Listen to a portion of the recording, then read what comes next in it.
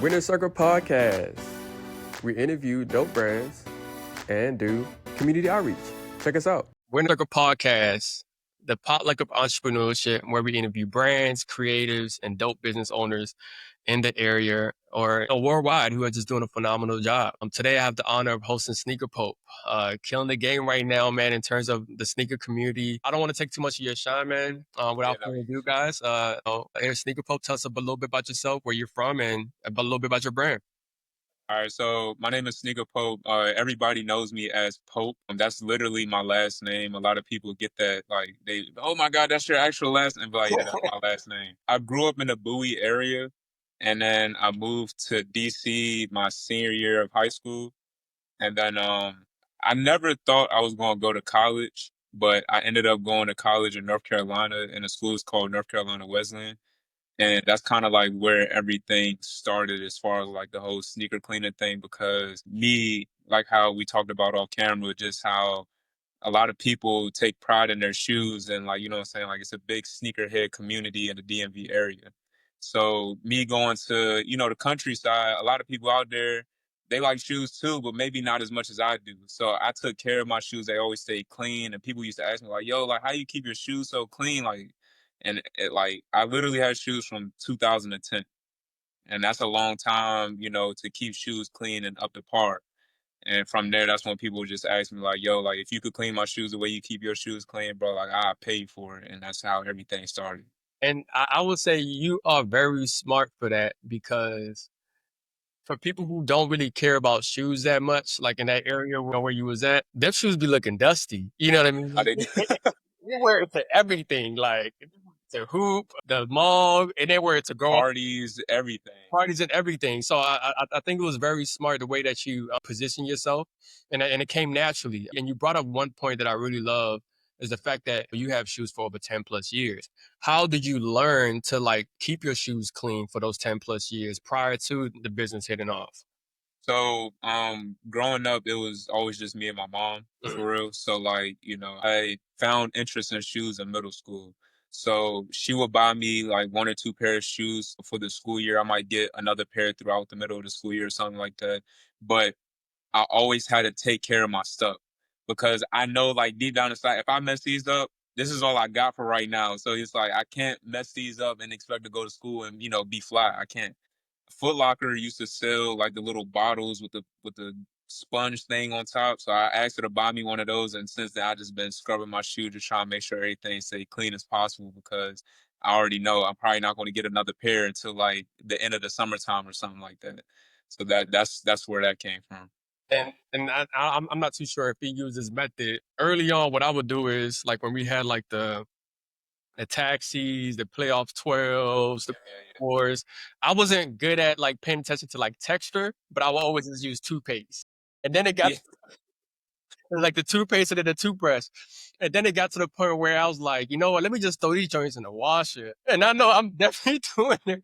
So Yeah. before we, continue or dive more deep into the conversation, for people who have been cleaning their shoes wrong the whole way, their whole life practically, like myself, like what are some quick tips that you can give them on better ways that you can clean your shoes if you only have like basic things in the house? Yeah, so I mean, to be honest with you, the stuff that I use now are still basic things. It's just the way that you use those basic things that get you the best results for real. Because when I was in college, I was getting great results using toothpaste, like I used to mix toothpaste with water and soap and mix it around and clean it, and the shoes would come out looking great. But it's just, you got to understand the percentages and stuff. But if I want to say anything, like for people out there, quick tip, you could go to any of your grocery stores. You could go on Amazon, anywhere like that. This is a magic eraser. You could literally take this, wipe down your leather shoes. If you got like white midsoles and stuff like that, you could literally wet this, put a little soap on it, scrub it down. The dirt gonna disappear. You know what I'm saying? So like, yeah, and that's just using simple things. You can use hand soap if you want to.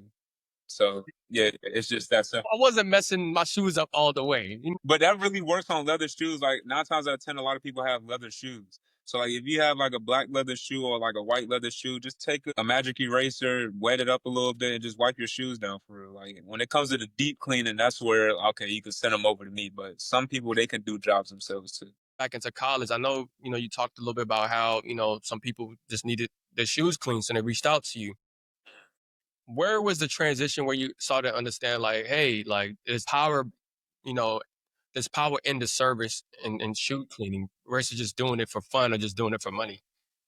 Honestly, when I first started, I wasn't getting paid for it at all. So like it was kind of one of those things where I was cleaning my friends' shoes for free. And whenever I did try to get them to come back and, spend like $5 to get their shoes clean, they never did it. So I was spending all this money on supplies and stuff like that. But at the end of the day, I learned a lesson. You know what I'm saying? Like it's not always about the money. If you're truly interested in it, learn. You know what I'm saying? Like I gave up on it. So at that point, I'm like, all right, cool. How can I get better at this? I sat down, like I'm sitting here talking to you, being on YouTube all day long, sitting there watching somebody named Vic Almighty, John Minaldo, watching all of these different people clean shoes and just taking little bits and pieces of everything that they're doing and just applying it to, what I already know. And from that point, it's just like, all right, cool. Like there's a whole community out there that people might not know about with the shoe cleaning stuff that need to know about this stuff. Mm-hmm. So it's like from that point on, I started cleaning shoes, introducing it to my friends. They're like, "Whoa, like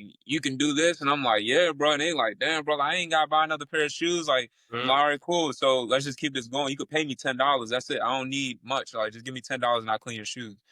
And then that's when everything started to roll in. Posting it like on Snapchat, that's why I started to get more traction. And from there, I just transitioned to Instagram and everything just started to slowly blow up. So, Yeah, yeah. that's so let's talk about like a little bit about like the mental aspect of that. Like I know sometimes even for future business owners or current business owners who might be going through the same situation you was going through, this can help them out. What was your state of mind to help you transition or be patient through the process and people like started to invest into you? Just understanding that when my friends like look at the work that I did and they be like, "Yo, like, why aren't you charging for this?" or "Why are you only charging $5?" You know what I'm saying? So it's just I had people constantly on my back. Like I was comfortable. I was like, "Bro, $5, that's cool. I could clean shoes." When I came back home, I started charging a little bit more, like $20, Mm-hmm. and that's when like my best friend's fiance, his wife now. Mm-hmm. I cleaned a pair of her shoes and I told her how much. And she looked at me with the craziest face in the world and was like, "Are you serious?" I said, "Yeah, like $30." She said, "No, I'm going to pay you $60 and I need you to change your price now." And I was just like, damn, like, wow, like, what's wrong with the, I'm not trying to scare people away because that's one mindset that you kind of get into when you run in a business. The moment that you raise your prices, you're afraid that you're going to lose the people that you already have.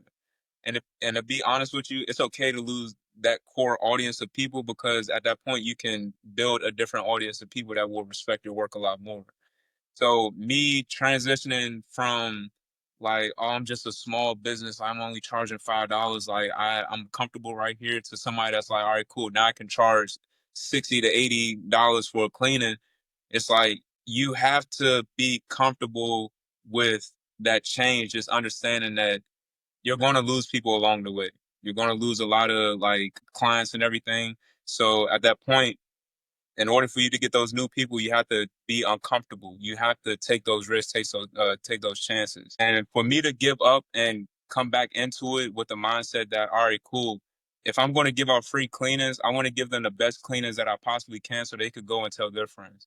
From that moment there, that's what brought majority of the traction through because working for free isn't a bad thing if you are working intentionally What a and purpose. knowing what you want to do with it. You know what I'm saying? So with me cleaning shoes for free, even some of my clients now, if I know I have a bigger name client, I have no need to charge that person what I charge everybody else because at that point, their connection, their name, everything that's surrounding them, I can be a part of that as well because they can post my work, they can talk about my work, they can say my name in a room that might change the whole perspective of my life. So it's like, why not do a free cleaning? Why not do a free service for this person? Because that can change your life right there. You just never know that. Yeah. And honestly, man, that means a lot, especially from, the Winner Circle podcast perspective. It's nice that hearing from you that, okay, I like the fact that my business can generate value or money. And I like the fact I can scale my business. But what most important is purpose, making sure I'm doing a job well done because you just never know. That brings me to my next point as far as like building a brand rooted in purpose. So, what was the driving factor in making that decision to center your brand around community? I grew up in the YMCA. At that point, YMCA is a community-based type of business. It's a nonprofit business. They have summer camps and everything that just give back to the children. So me being within the YMCA and everything growing up, that was my first job, 15 years old, working with kids and everything, literally just seeing how happy children can be, even with the smallest of things. But it's like not give back to the people that helped me as I came up. So it's like literally, I have a business, right? I clean shoes. I sometimes paint shoes. Why not take this and give it to the children? Because I know if I was growing up, that's something that I would love to do. So me going back and seeing the little kids like, oh my God, I can paint these shoes, and they paint the shoes and just having a good time showing their parents. The parents are happy because they're like, wow, like this is something different. I never would have thought somebody would come out and have my little kid paint a shoe and express themselves, and just seeing a smile on their face and everything. And from that point, it's just like, why not continuously just give back to the community? If I have access to tools where I could clean shoes, if I have access to a large amount of people that can donate shoes to me, why not just clean those shoes for free and just give them out to it's people out here that need things more than I do. I know a lot of the times we may look at the issues that we have going on in our lives and think it's the biggest thing in the world, but it's somebody outside that ain't got no shoes, no socks, no clothes, no home, no food, no nothing. And it's just like you have to be grateful for where you at right now.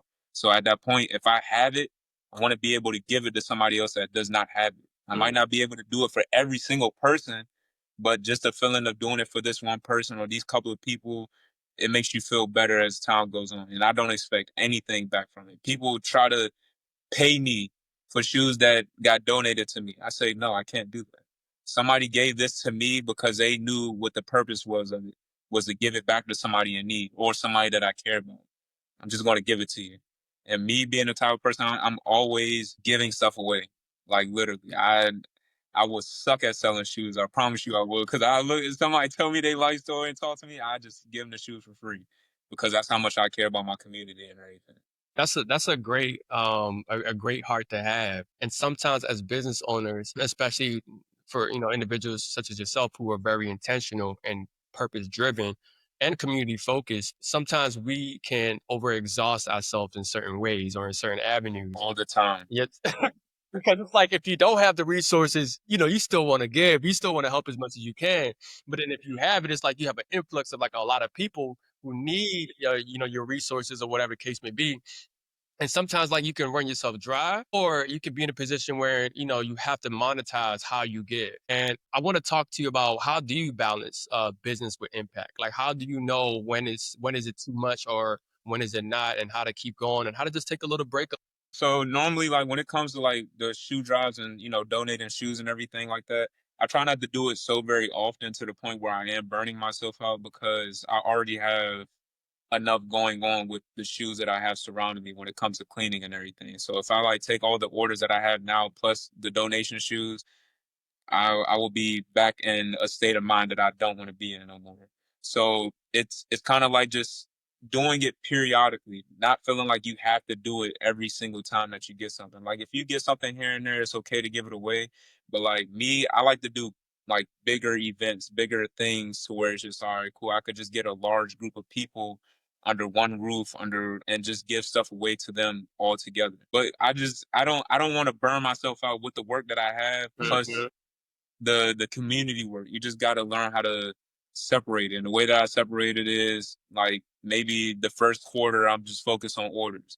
The second quarter or something like that, I'll focus on donating shoes and giving back to the community. But I try not to make it a thing to where it's just like I have to constantly keep doing it. When I get more people on my team, then maybe me by myself can be outside and doing more community work and developing a team around that. But right now it's just me and a couple of other people just cleaning shoes. So right now that's our main focus. That's awesome, man. And I think you have a great perspective and methodology. I want to talk a little bit about more about the YMCA experience. And I know you mentioned, just growing up, it was you and Dukes. Uh, only get you maybe 1 to 2 pair of shoes a year. Yeah. So based off of those experiences and just being around the YMCA, how your experiences then allowed you to grow up to be the man that you are in terms of bridging the gap with shoes, reach, and mentorship? Again, it was just one of those things where seeing, the way they made us feel like a family, at the YMCA, they literally did everything for us. They fed us, they took us on trips, they were the first group of people to take me out of state. Like they took me to Maine or something like that for a baseball camp. That's So random, but hey, random, but it's just like I really just left the state with the group. You know what I'm saying? Like this is different. You know what I'm saying? Like this is really cool. So like at that point, it's like, all right, now I see that you guys are doing this not because you get paid. Like y'all actually care about us. Y'all greet us every morning. Y'all make sure that y'all having fun with us. Y'all making us feel like a family at the end of the day. So it's just like me having that mindset, growing up around that, around the children, around the adults and everything. It just transferred over to me being an adult. Like I've always felt the need that I had to give back to somebody or I had to do something nice for somebody because somebody did the same for me growing up. And I know a lot of the times the adults that we had growing up with us, they will always tell us, "Oh man, I wish I had somebody, do this for me when I was growing up. I don't want to be that person." You know what I'm saying? I want to make sure that I'm always giving something back to somebody. I'm always making sure that whatever somebody taught me growing up, I'm giving out to the other people as well. okay. Let's go back a little bit more into like your journey and just purchasing shoes. I remember the first shoes I ever camped out for was at Nordstrom Annapolis Mall, and I think Yeah. it was the brand Force. So At Nordstrom? yeah, I tripping. It was we entered through Nordstrom. I think Yeah. it was like maybe Finish Line or Foot Locker, one of those joints, Yeah. right by the food court. Yeah. So that was my first experience, and then after that, I think I camped outside for the playoffs, 12s, and this was at Bowie Town Center. Mhm. And I'm not too sure if you remember those days, but it used to be like 100 people camped outside, Used to be hectic. hectic, and then sometimes people get their shoes stolen, get in fights, Yeah. and then people get hurt. So I want you to tell me a little bit about personally, like your experiences with that. Were you ever one of those guys who camped out for shoes, or What did you get the shoes that you camped out for? yeah, I got them. I got them. I wasn't the person to camp out. For one, my mom, she was not with that. He was a Like, you know player. what I'm saying? Yeah, yeah, she wasn't with that. I did it twice. Uh huh. One time I did it for the Gamma Twos. Yeah, those were hard. Yeah, bro, I tried, bro. I sat in that line for like 3 hours. Lady came out, was like, we only got a 10, 11, and a 9 or something like that. And I'm like, bro, it's like 50 people in this line. Y'all tell me you only got 3 shoes? And I'm like, young, Like they at be that point, lying, bruh. yeah, bro, I know because they be backdooring the shoes at the end of the day. They got to make sure that they family good and everything. I'm like, nah, bro, ain't no way. But I camped out for those. I obviously did not get those. And then I camped out twice for some KD6s, the Seat Pleasant ones, the low top yellow and blue ones, and then the meteorology ones, the black and pink ones that he had. I hit on both of those because it's a KD. Nobody really wanted to camp outside for a KD, so I just had to just wait for those to sort of open up. But yeah, no, I was never that pressed for shoes to the point where I wanted to wait outside for hours in the cold around other people that might rob and kill me. No, it's not that deep, I promise you. And see, back then I didn't know about reselling either. Like I didn't know that, people resold shoes. I thought like once you buy the shoe, that's it. Like that's in their collection forever. It's gone. But then as time went along in my life, I started realizing like, oh, snap, like people actually resell these shoes. And I remember the first shoe that I bought, like my first Jordan that I bought myself were the Taxi 12s. And I got them for like $100, but they was clean, and I had to make sure that I kept them clean. You know what I'm saying? Because I'm like, bro, this is my first shoe that I bought. I'm going to keep this shoe clean. So out of all your shoes, what would be like your favorite ones? And you can go if it's a Jordan, you can tell me your favorite number. My favorite Jordan number is 4. I mean, not 4. My fault. Threes. I'm tripping. I love Jordan threes. I like the black cements. The black cements are by far the best. Yeah, that's my favorite one. That's my favorite one, hands down. Cause it's like growing up, I seen everybody with it, and I'm just like, damn, that's a nice ass shoe, but like I could never get that shoe. And then the moment that I got it, I was like, bro, I love this shoe. But recently, I had to let it go Yeah. because a situation happened with a client's shoe, and I was just like, look, bro, I have the same exact shoe, the same size. Take it. Yeah, just have it, bro. And at that point, yeah, and I'm still living with that to this day. You know what I'm saying? I'm not mad. I'm grateful that the client was happy, but it's just like, damn, my favorite shoe is gone. So yeah. So I know you mentioned that, you were never the type to geek to camp outside for some shoes, but would you consider yourself like a sneakerhead? Like, are you waiting for new things to drop? And no, not really. And see, the reason why I say that is because I'm the one that's working on these shoes, and the quality on these shoes is terrible, bro. Like, I'm not about the amount of times I work on a pair of shoes, bro. Like, for example, people buy these, you waste money, bro. Like, you buying Chanel's, and it's just like, for what? You just buying it for the name.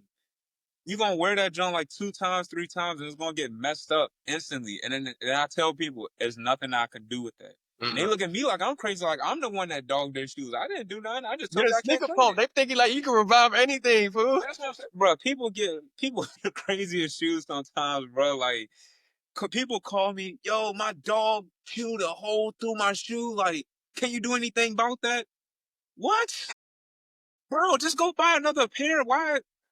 It's like it's some things that just don't make sense. But no, I don't look forward to no shoes that come out because I'm already knowing that the quality is gonna be terrible. It's not gonna be worth the price that I'm spending. I'm not spending $200+ on a pair of Jordans. Like that's just how I feel. Like it's ridiculous now. Like what we used to spend on phone posits, which was a great durable shoe that lasted, is what we're spending on Jordans that only last a month. Yeah, and it just don't make sense. I've gotten to the point as an older man now where I'm more reserved with the way I dress. I mean, I might every now and then might pop out with some designer or wear some designer, but you might see me some New Balances on, some Air Forces on, like something real chill. You know what I mean?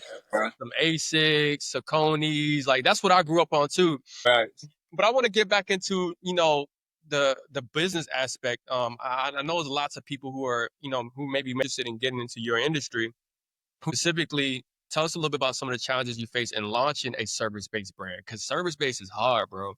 Yeah, it is. One of the most difficult things that I had to deal with a service-based business, for one, like I spoke about before, is people actually wanting to pay for the service. So it's just like at that point, again, you doing a free service, letting people get a chance to see what your skills are worth to them. Like, are your skills valuable enough to them in order for them to pay for it? That's one obstacle to deal with. As I began to expand, I started to think to myself, like, okay, cool, like there's more money out there. Let me take this order, that order, that order, this order, that order, that order, that order. All right, cool. I had $1,000 day. Woo, I feel great. Until you turn around and look at the pile of shoes on the table that you have to clean now, and it's just like $1,000 day means I have to work now. Mm-hmm. So it's just like that's the kind of mindset that killed me in a sense, you know what I'm saying? Because I had to let that old me go because I was very money hungry. I would take in as many orders as I can. It was at one point I had like at least 30 pair of shoes in the crib. Great money. The money looked fantastic. But when you'd have to do the work by yourself, it's just like, bro. And then constant people calling, yo, my order almost ready. Yo, when is it gonna be done? Yo, it's been a week. What you doing? Like, that's the kind of things that you have to deal with like a service-based business. So a solution for that is pace yourself. Don't be too money hungry. Learn how to just execute what you have right in front of you at that moment, perfect that, and just speed the process up as much as you can. Like, don't feel like that's one thing about me now. I cleaned one, two, three, four, five, six, like 5, 6 shoes before we got on this call. Mm-hmm. I cleaned all of those shoes. They're all cleaned up, detailed, and everything. That would have normally taken me 2 to 3 days to finish. Literally took me a couple of hours to finish. Why? Because I paced myself. That's just from years of just failure of taking on multiple orders, messing shoes up. That's another thing, messing stuff up. These are my items. If I mess them up, it's all on me now. So I done messed up a Prada shoe before. I spoke about this a long time ago. I messed up on a Prada shoe, $1,100 shoe that I messed up. It was damn near a brand new shoe. I messed it up. What did I have to do? I had to come out my pocket, $1,100 to repay that person for that shoe. A lot of people would have probably quit right then and there in that moment, Mm-hmm. but you have to go through those things in order to make you a better individual for this service-based business or just business in general. You have to fail multiple times. And I think you brought up a great point, bro. If you said you learn from your failures. I think it's a great way that you were putting more so on the impact in the forefront, while not necessarily caring about, all right, how much money am I gonna make? Yeah, the money is good, but I need to make sure like I'm taking care of people's shoes because at the end of the day, people talk. You know what I mean? People gonna say, Sneaker Pop, he ain't really do a good job with my shoe, and I paid him this amount of money. So somebody who might be going through the imposter syndrome or just worrying too much about the negatives, like what is one tidbit that you can give them to help them overcome that? Always find the positive in the negative. You know what I'm saying? Like when you mess something up or you fail at something, let that be the lesson learned. You know what I'm saying? Like I used to beat myself up a lot because I failed a lot within this business. I used to cry a lot and just I was in a depressed state at one point because just like this business began to do it was a lot. It was too much to just think about mentally and I wanted to quit. I quit probably like 3 or 4 times before. But it's just like and that's all seriousness And though, that's because all like good. that's I'm laughing because I understand. yeah, yeah, that's what I'm saying. Like, I know you, and I get that. You know what I'm saying? Because some people they're gonna laugh at that and be like, "Damn," because I was in that same spot before. You Yeah. know what I'm saying? And it's the truth. But the one thing that I noticed is that, and I know this might sound crazy to say to some people, I look forward to failure. I look forward to messing up because at that point, it's like, all right, cool, I messed up, but I learned something new that I might not have known before. So now I know how to attack it differently now. And now I can tell everybody else how to avoid something like that. And see, with me being the type of person that I am, I'm not just in the community physically. I'm in the community through social media as well. I help people with the stuff that they do with their sneaker cleaning business too. They have a question about how do I clean this? I help them out for free. How do you do this? I help them out for free. But I don't want to keep giving out information to them because somebody else's mistake might they're gonna come back and look at me and be like, "Oh, you're the one that told me how to do that." You know what I'm saying? X, Y, and Z. So that's why I kind of took a break from that so that I can better myself, better my craft, so that when I do fail, I have new ways, new solutions, so that you can solve your issues a lot faster, so that you don't have to deal with that and go through the hardships that I went through. And I'm not saying that nobody should go through a hardship that I'm trying to take people away from hardships because you have to go through those hardships. But if I could tell you ways of how to avoid certain things, that's the biggest part about it. Yeah, because if there's already a blueprint, Mhm. why not follow that joint? You know what I mean? Right. And you brought up community aspects, and I wanted to talk about that to close. What does Sneaker Pope and community look like in the works now and in the future? So my biggest goal, like I have two big goals that I really want to achieve. One is a shoe, literally like a museum, but it's talking about the history of shoes, and I really want it to be something to where like, okay, cool, restorers and cleaners and people in the sneaker community, they can all come together under this one roof and have an understanding like, I know exactly what that is. I know when this happened, this, that, like just the history of everything that goes on. I want there to be events in there like painting tips, like with shoes and stuff like that. Anything that you could think of involving a shoe, I want it under one roof. I love That's that. literally what I want. My second biggest goal is the teaching aspect of it. I want everything that I've learned throughout these years to be taught on a college campus. You know what I'm saying? Like it could be an extracurricular activity, even in the high school or something like that. Extracurricular activity that can get you paid. You know what I'm saying? A lot of the times when you're in school, me being one of those people, I went to school for mathematics. I graduated with mathematics. Am I a math teacher? No. Am I in analysis or anything? No. Like I'm running a business. So it's just like a lot of the times people go to school, go to college, they might come out of college not even doing the thing that they expected themselves doing. But if you learn a skill, if you learn a trade, if you learn a craft or whatever the case may be that can make you money instantly as soon as you get out, why not do that? Or while you're still in school. So like that's just my biggest thing, the teaching aspect. I do plan on having a course like on Zoom calls and stuff like that very soon where, it could be one on one like how me and you are right now, showing people how to, attack certain materials and do certain things on certain shoes and stuff like that because people need that. People need that one on one attention. Me being somebody that was always going to YouTube, you can't ask the person on the video a question like, yo, how did you do that? And they're still talking. It's like, bro, you didn't answer my question. So it's just like you can't engage with people like that. Even if you message those people, they're not going to get back to you. Exactly. And I can say that for myself because I know I kind of turned into one of those people. I get it now. I used to think to myself like, damn, like they can't take 2 seconds of their day to reply to me.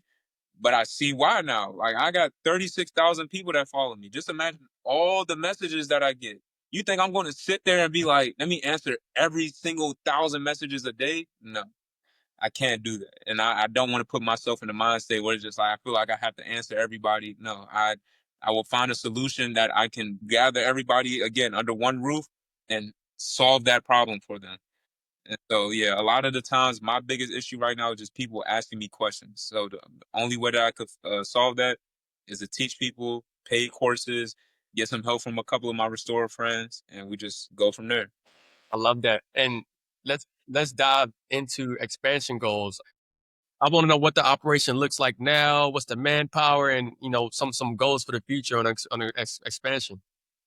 I mean, I could turn this a little bit. It's a rack. There's a light right there. You're on one of my cleaning tables. There's a desk right there. There's a cleaning table right there. It's a shelf in there. It's not it's not a big space. You know what I'm saying? It's not. Yeah, yeah, and it's cool. It's cool that it's not a big space, but it's not necessary for me to have a big space right now because it is just me and like two other people that are cleaning right now. But as far as expansion, I personally don't want to shop. I don't want a storefront. I don't want that to be one of because I feel like that's the normal. I Yep. don't want the norm. You know what I'm saying? Like, and I know I'm not saying that for anybody else out Nothing there wrong that with wants it, to store. guys. Yeah, there's nothing wrong with getting a storefront. By all means, do that. That's you. Me, I'm completely. I don't want that. That's why I said I want like a museum or something like that because I want to just. My biggest thing is education. I love teaching people new things. I want something to where people could come and really like educate themselves and just be together under one roof, have a great time together, have a drink or two or something like that. But just community, like really just bringing people together. But I honestly don't know. There's so many different things that I really want to do. Like outside of sneaker cleaning, I want to do art again. That's why I want to do a museum and stuff because I started making art now too. So I don't know where life is going to lead me. I literally take it day by day. If I find a new interest, I kind of like shoot for that. I'm not one of those people that like to really wait for certain things. If I like it, I'm going to try it. If I tried it and I like it, I'm going to keep doing it. If I don't, on to the next thing. Yeah. And I think you have a great approach, man, because sometimes, we try to like have everything figured out in life, but I think as long as our intention is there and we're purposeful, whatever we put our hands on, I think it will bear fruit. And I think already what you're doing, man, you're doing amazing work. And people need your service, like every day, all year round. You know what I mean? Yeah, I think you're gonna be here for a long time, and I'm glad that I was able to catch you at the time that you are now because I know you already took off. yeah, yeah. So I really appreciate you for your time today. I would love if you can to young entrepreneurs, who potentially listen to the show, kids who might be interested in doing what you're doing. What would be a quick advice that you can give to them? Quick advice is that I was once in your position before. There is nothing completely easy about anything that I do, you know what I'm saying? And there won't be anything easy that you will decide to do. Just understand that if you go through it, take your time, ask for help, and just connect with different people, that's what makes the process a lot easier. Don't think that you have to do everything by yourself. That was one of the biggest issues that I had is thinking that I had to do every single thing by myself. You don't have to. It's okay to ask for help. Speaking to a lot of the men out there and the guys, we take pride in everything that we do, but it's okay to just sit down and realize like, okay, I need help. I need somebody to come in here and help, like even lace up some shoes or something like that. We all need somebody there around us that's going to support us and do great things with us. As far as our young entrepreneurs out there, just try it. Just try it. It's not going to work out the first time. You'll be surprised at how many adults out here might have the same mindsets as some of these young entrepreneurs that once they try one thing and it doesn't work, they want to give it up forever. Don't become one of those people. If it doesn't work the first time, that's cool. You can try something different, but don't completely give up on that thing that didn't work for you that one time. Revisit it, educate yourself about it, research, learn the competition, learn these different things. Exactly what I did. I failed. I wasn't making money. I wasn't doing anything really great outside of it. So I went back and I educated myself. I taught myself some new things and then came back to the business and it blew up from there. So at the end of the day, just don't give up on yourself. Keep yourself pushing, and you'll be in a position that I'm in right now today and even better, no matter what it is that you're doing. And you guys hear it, man. At least from what I'm hearing on my end, I don't really hear too much about the results. I hear a lot from what you're talking about and mentality. And I think it's very important that, and I know we go through a lot. It's not only men, but at one point, young adults and kids. So if you're listening out there, man, just put yourself in the right state of mind where you can always be creative and always want to learn and be intentional and impactful in the things that you do, because it's like what he said, if it's not working, you don't have to let it go altogether. It just might be another avenue for you to work on in the meantime, or just find a way to be more creative and just spruce it up a bit. So I really appreciate you, Sneaker Pope, man. How can listeners support or partner with you guys? So we are on Instagram, on all social media platforms, whatever. If you search up Sneaker Pope, some of them might have different little things at the end of it, but if you look up Sneaker Pope in general, that's where you can find us on Instagram, YouTube, TikTok. Yeah, and if you ever want to work, like we can work. If you need me to come out to a community event, speak to somebody, or even show some kids how to clean shoes, or want me to bring some shoes for them to paint, whatever it is that you want to do, we can make that happen. And one more thing that I wanted to say, based off of what you just said a second ago, not everything is about the results. I just want y'all to know that everything is not about the results. Don't think because you make it to the news that you made it, or don't think because you made this achievement that you made it. You didn't. The work still continues. So just keep pushing through. Appreciate that, man. That's about it, guys. Winner Circle Podcast, the potluck for entrepreneurship. The reason why we call ourselves as being a potluck of entrepreneurship, because obviously we interview a variety of brands. Today we interview a service-based sneaker cleaning company, and before that we will probably interview a model, or we'll probably interview somebody who's in marketing advertising. So we appreciate you guys for tuning in. We thank you for all the love and support you guys have given us over the last 5 years. We're in 99 plus countries and over 2,000 cities. Thank you guys so much for always constantly listening and tuning in. We're going to continue to put out more outreach events and more episodes for you guys. Peace. Appreciate y'all.